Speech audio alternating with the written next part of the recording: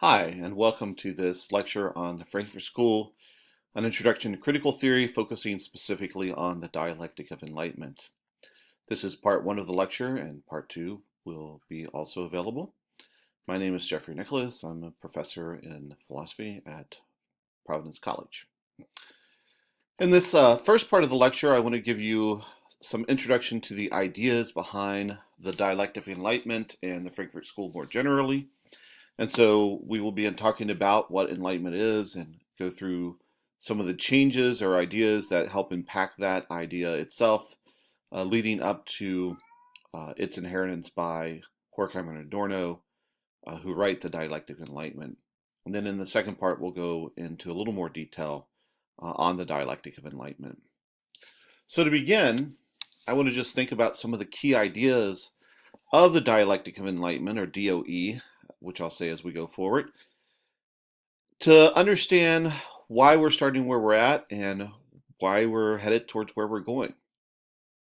So the premise of the Dialectic of Enlightenment is that enlightenment has itself undermined itself, that there was something about the Enlightenment that worked against itself. And further, that enlightenment was not just one moment in history. So you may be familiar with the Enlightenment period, period in European history that stems from 1650 to 1800. But what Horkheimer and Adorno want to argue is that Enlightenment itself stems back in human history much farther than that. And they want to conclude that today, and they're talking about 1944, we live in an unenlightened world. And of course, that makes a lot of sense when you see World War II and Hitler and all the violence that has been done there. And then one of their other key ideas is that everything conforms to the production of commodities through industrialization. And that's going to help explain why enlightenment has undermined itself and what it means to live in an unenlightened world. And here, what they really want to think about is that when we think about social relations, these social relations, friendships, work relationships, churches, clubs, they in many ways mimic the kinds of relationships that we get in industrialization and in the process of making commodities. So we want to look at that as well.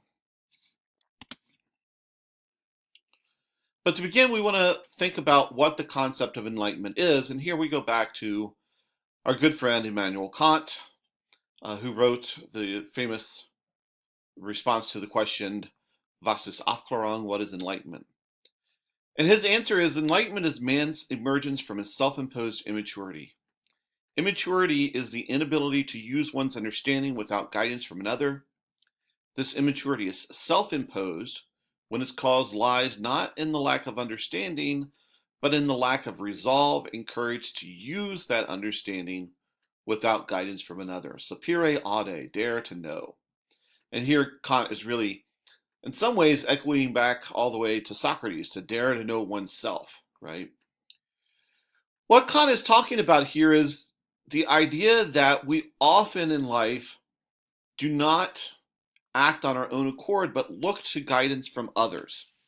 And Kant has in mind, in particular, the guidance that we might go to from church or from state.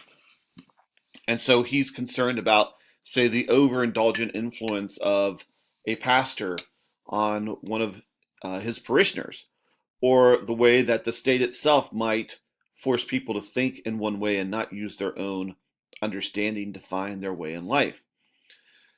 And this immaturity is self-imposed not simply when its cause lies in the lack of understanding. That's not what's really going on here. He's not talking about people who don't have the ability to think. He's talking about people who have that ability and simply refuse to use it.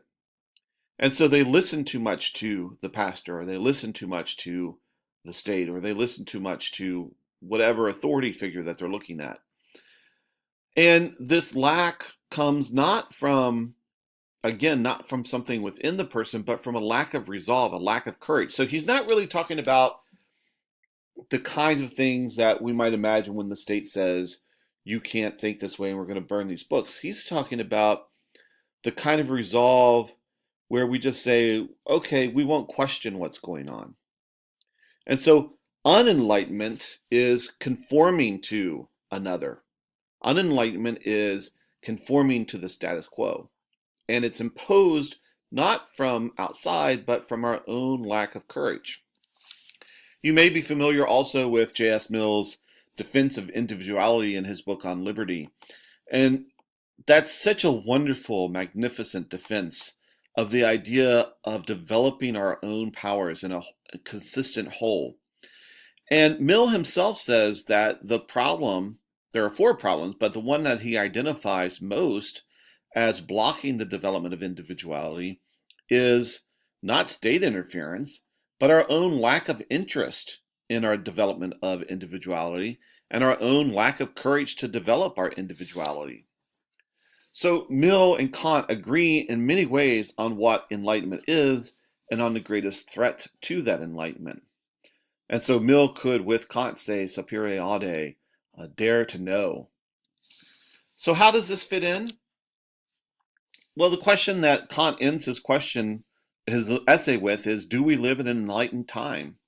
And for Horkheimer and Adorno, they're living in the midst of World War II as they write this dialectic of enlightenment, and everything seems as though it's dark, and that is not enlightened time. It's the end of the world in some ways.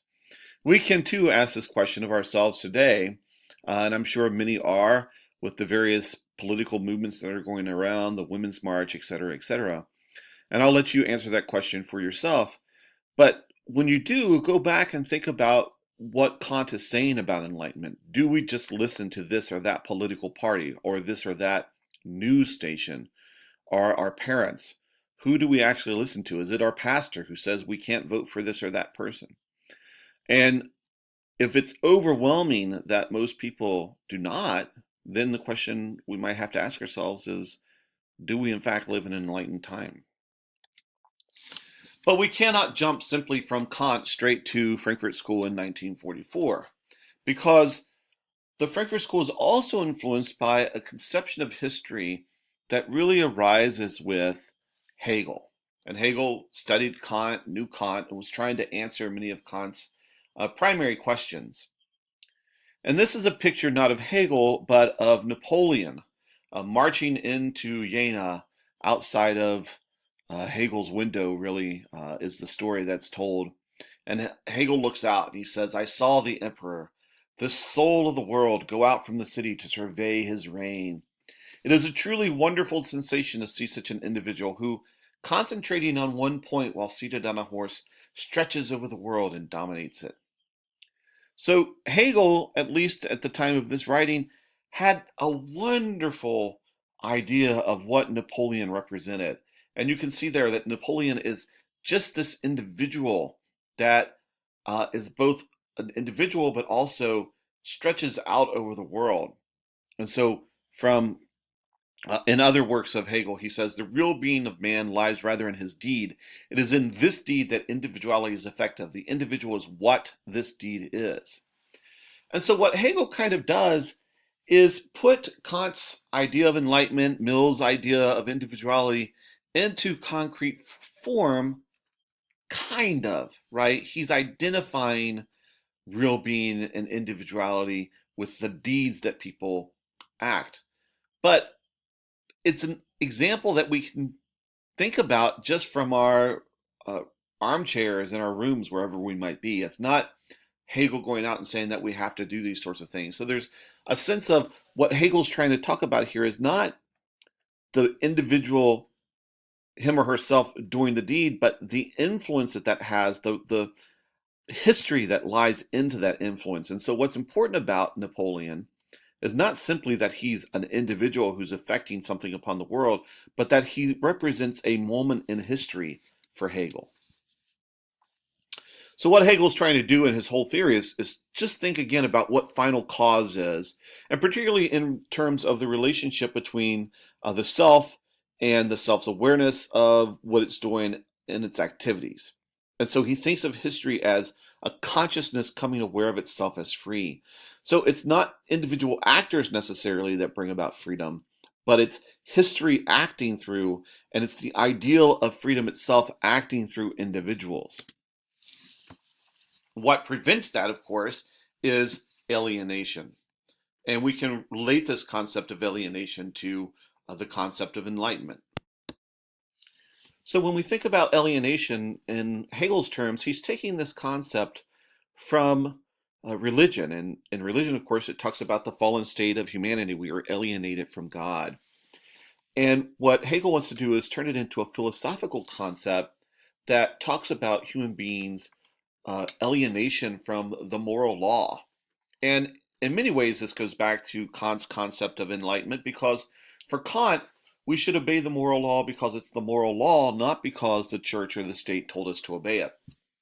So what Hegel wants to do is see history as a progress of different forms of alienation until we come to identify ourselves with the moral law. So rather than being opposed to the human being, the law being opposed to the human being, which is alienation, Hegel wants to see the law united within the individual.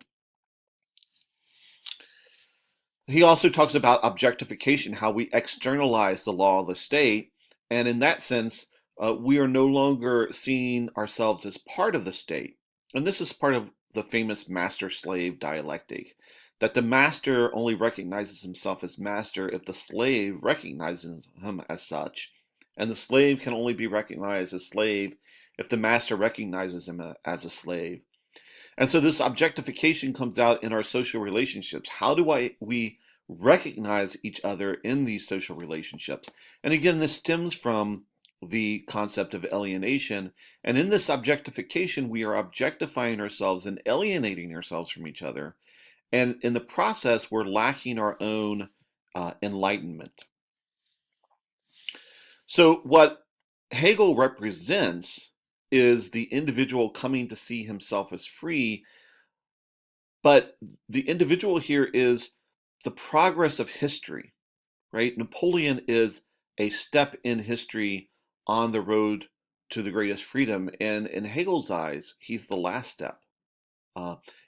Napoleon represents freedom coming to an awareness of itself because the state and the individual finally identify themselves with each other. We can obviously ask all kinds of questions about that, but my point here is to understand the influence to the Frankfurt School, and that begins with Kant's idea of enlightenment, and then Hegel treating history as a progress of enlightenment, or what he's going to call a progress of freedom. Two other influences here are Max Weber, whose famous book, The Protestant Ethic and the Spirit of Capitalism, identifies the growth of capitalism with the growth of the Protestant idea of asceticism and hard work. For our purposes, what's important is the notion of rationalization. And this is the idea that as society develops, it becomes more and more legalized, more and more individualistic, and this takes its greatest form in bureaucracy. And so one of the key things that you want to think about as you read the Dialectic of Enlightenment is, where does bureaucracy fit into their analysis? What are they saying that addresses that? And the final idea comes from Georgi Lukacs, who is a Marxist in the 20th century, and he wants to take the key idea of reification and talk about that. And this is a concept really that we don't find in Marx developed very well, and what Lukacs does is to develop this concept. And so it's the turning of social relation into things through quantification and abstraction. And you can see that yourself, that bureaucracy quantifies and abstracts us, right? We're not people, we are objects that have to be processed through the system. So how do these two things, reification and bureaucracy, prevent enlightenment? That can be the question that we're going to ask as we go through the dialectic of enlightenment, and particularly in terms of the cultural industry. Thank you very much for listening to this, and I hope you go to the next video on the origin of the Frankfurt School and the dialectic of enlightenment. Thank you.